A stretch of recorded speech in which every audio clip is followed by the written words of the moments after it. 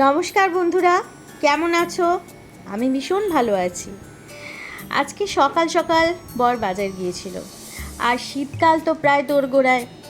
আর শীতের শুরুতেই বাজারে পেয়ে গেছে বড় বড় বড় বড় কাঁকড়া। তো কাঁকড়া খেতে আমরা সবাই খুব ভালোবাসি, তো বর নিয়ে চলে এসছে বাজার থেকে। এই কাঁকড়ার সব সরঞ্জাম রেডি করেছি। কেটে নিয়েছি আদা, রসুন, কাঁচা লঙ্কা, কিছু পেঁয়াজ টুকরো করে নিয়েছি, পরিষ্কার করে ধুয়ে কেটে রেখে দিয়েছি। আর কেটে নিয়েছি ডুমু ডুমু করে আলু। একটু আলু দিলে একটু কাঁকড়ার একটু মাখো মাখো ঝোলটা খুব ভালো লাগে খেতে।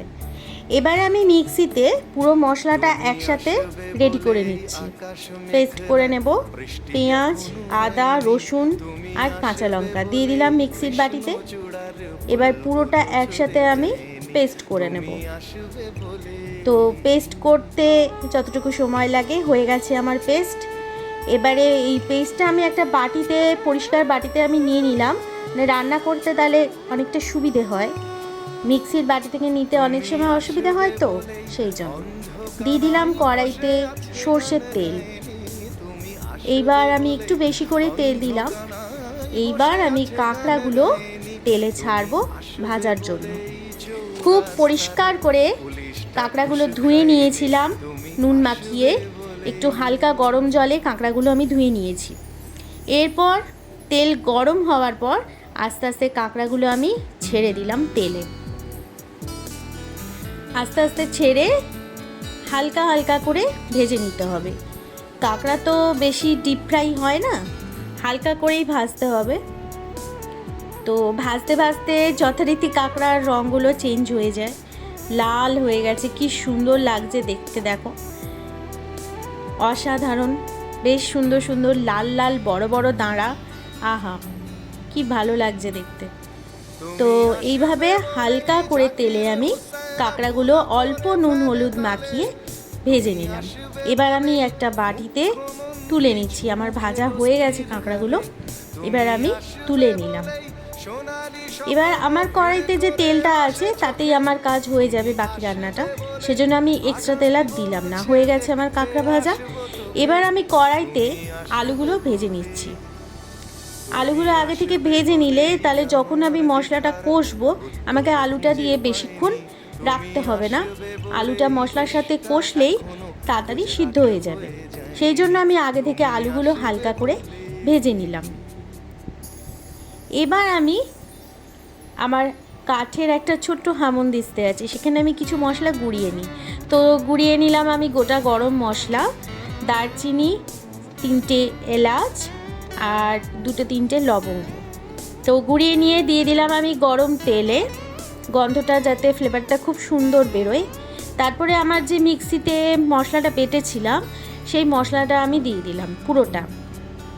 এখানে মশলাটা খুব ভালো করে কষতে হবে, না হলে পেঁয়াজ আদা রসুনের কাঁচা গন্ধ বেরোবে। তো এবারে আমি আস্তে আস্তে পরিমাণ মতন দিয়ে দিচ্ছি নুন, একটুখানি হলুদ দিয়ে এবার আমি পুরো মশলাটা ভালো করে কষবো। দিয়ে দিলাম 1 চামচ জিরের গুঁড়ো আর দিয়ে দিলাম 1 চামচ ধনে গুঁড়ো দিয়ে এবার আমি পুরো মশলাটা কষবো। অবশ্যই মনে রাখতে হবে যে যতটা পরিমাণ আছে সেটা বুঝে আপনাদের নুন হলুদ আর জিরে ধনের গুঁড়োটা দিতে হবে। বেশি বা কম হয়ে গেলে কিন্তু টেস্টটা বাজে হয়ে যাবে। আমার যতটা পরিমাণ ছিল আমি সেই অনুযায়ী 1 চামচ জিরের গুঁড়ো আর 1 চামচ ধনের গুঁড়ো দিয়েছি, আর 2 চামচ হলুদ আর 2 চামচ নুন দিয়ে দিলাম। আমার মশলার থেকে তেল বেরিয়ে এসছে। তো এবারে আমি মশলা ধোয়া যে বাটির জলটা ছিল সেটা দিয়ে দিলাম, আর ভাজা আলুগুলো দিয়ে দিলাম। ভাজা আলুগুলো দিয়ে মশলাটাকে আমি খুব ভালো করে কষবো, সুন্দরভাবে কষবো, বেশ কিছুক্ষণ ধরে কষবো। কষতে কষতে একটা তেল ছেড়ে আসবে। এবার আমার মশলা কষা হয়ে গেছে আলু দিয়ে। এবারে আমি দিয়ে দিলাম তার ভেতরে কাঁকড়া ভাজাগুলো, সবটা দিয়ে দিলাম। এবার কাঁকড়াগুলো দিয়ে অল্প করে আমি দিয়ে দেবো জল। একটুখানি জল না দিলে তো গ্রেভি হয় না। আমি তো একেবারেই কষা করব না, কারণ এটা দিয়ে ভাত খেতে হবে, তো সেই জন্য একটু ঝোল আমি রাখবো। সেই জন্য একটু জল দিলাম। তো এটা ইচ্ছে করলে কেউ শুধু আলু ছাড়াও করতে পারো, এটা আলু ছাড়াও হয়। তো আমি অল্প করে জল দিলাম, দিয়ে এবার এটা ফুটে এসছে আমার, প্রায় রেডি। কারণ আলুগুলো আমি আগে থেকেই ভেজে রেখেছিলাম, সেই জন্য আলুগুলোকে আমার আলাদা করে আর সিদ্ধ করতে হয়নি। দিয়ে দিলাম ওপর থেকে শাহি গরম মশলার গুঁড়ো, অল্প একটু পরিমাণ মতো, বেশি দিলে আবার তেতো হয়ে যাবে। হয়ে গেছে রেডি আমার কাঁকড়া কষা। যারা যারা সময় বার করে আমার ভিডিওটা দেখছো তাদেরকে আমার তরফ থেকে অনেক অনেক ধন্যবাদ।